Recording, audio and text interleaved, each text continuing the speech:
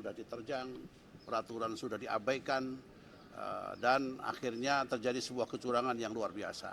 Dan ini kezaliman terhadap bangsa dan rakyat Indonesia. Oleh karena itu setelah kami diskusi, menelaah dengan kacamata perspektif daripada keagamaan, hati nurani, serta nilai-nilai agama yang kita anut, ternyata memang ini sudah luar biasa, saatnya kita harus bersuara.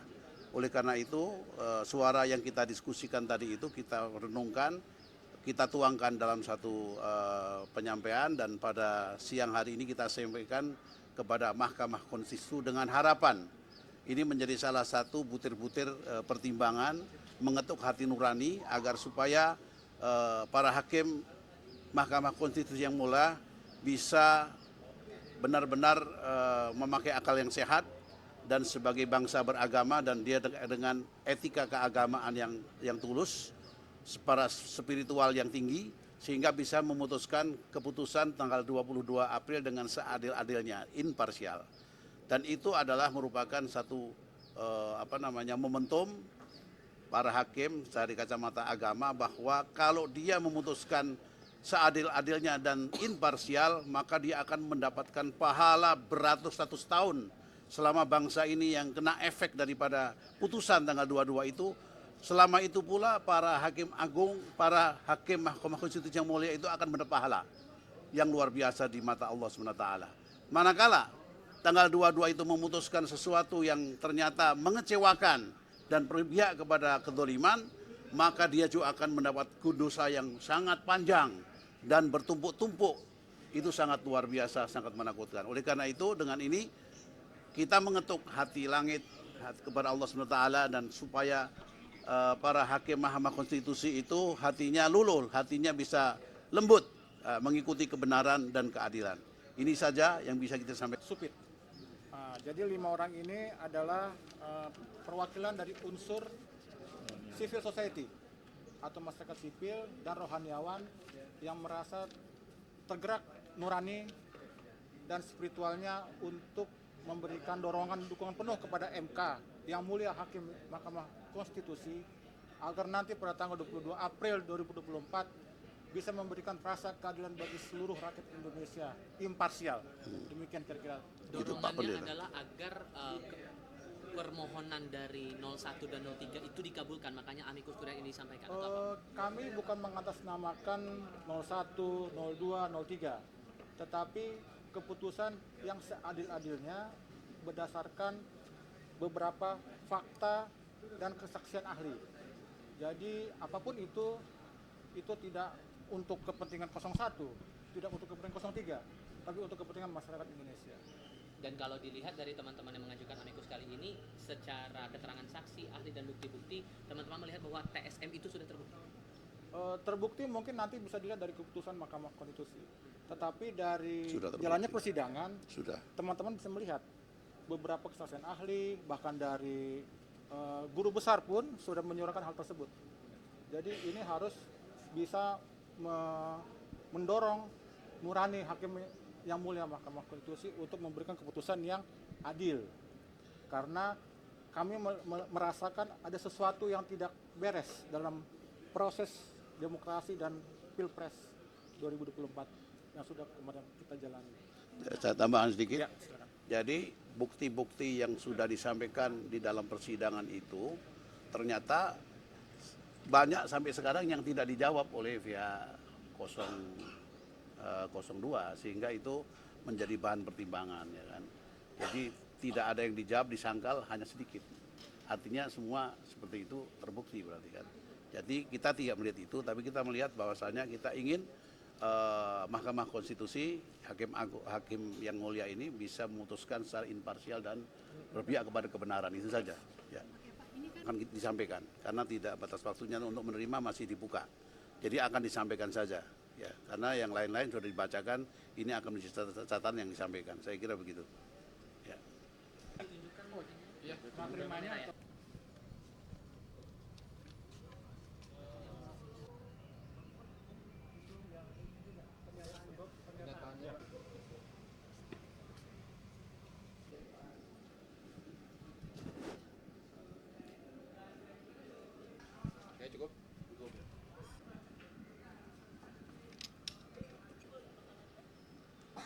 Ini merupakan satu tanda kepedulian bersama dari kelompok masyarakat, dan hari ini kami dari kelompok rohaniawan dan unsur masyarakat sipil diwakili oleh Habib, tadi ada Pendeta Victor, saya Pendeta Syafir Supit. Mohon maaf agak terlambat sedikit, tapi ini merupakan satu kepedulian bahwa ada sesuatu yang perlu dibenahi di dalam kehidupan berdemokrasi dalam bangsa ini, khususnya terkait dengan Pilpres yang baru saja berlalu. Dan ada sisa-sisa yang mesti dibenahi. Itu sebabnya kita bersyukur telah berlangsung baik, tapi ketika ada kejanggalan-kejanggalan itu pun diselesaikan dengan baik juga, yaitu melalui mekanisme peradilan, dan kita sebenarnya juga mendorong mekanisme di DPR dengan hak angket, sekalipun itu masih ada kendalanya. Jadi kami tentunya ini kan lebih banyak pada wilayah etik dan moral. Itu sebabnya kami dari kelompok rohaniawan merasa terpanggil untuk memberi dukungan moral kepada hakim supaya bisa memutuskan sesuai hati nurani dengan adil sejujur-jujurnya dan dalam kebenaran. Itu saya kira yang dapat kami sampaikan. Semoga tanggal 22 ada sesuatu yang akan merubah dan mengembalikan kehidupan demokrasi pada rel yang sebenarnya di bangsa ini. Demikian. Terima kasih teman-teman media yang telah ikut meliput dan menjaga proses demokrasi hari ini. Kami adalah anggota Senat Mahasiswa Sekolah Tinggi Filsafat Bayangkara. Hari ini kami akan mengantarkan surat permohonan amicus curiae kami kepada yang terhormat Majelis Hakim Mahkamah Konstitusi Republik Indonesia. Dalam surat kami mendukung permohonan dari pemohon dalam perkara perselisihan hasil pemilihan umum presiden dan wakil presiden tahun 2024.